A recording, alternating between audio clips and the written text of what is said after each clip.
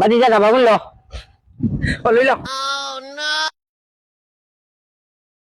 দাদা ওটানে দিয়ে বিচ্ছি হবে দিল দেও দেও কত দাম 20 টাকা দিলে অনলাইন 20 টাকা খবর হই যায় 20 টাকা ধরে আমি দিও আমার গ্রুপে পাইম দিও আচ্ছা তে মোবাইল কো আচ্ছা দাও তে দেখো গেছে নি ও আইছে আচ্ছা ওই বলতে দাও তে বাদি যা বেচে গুন লাগে বেচলে মিয়া हे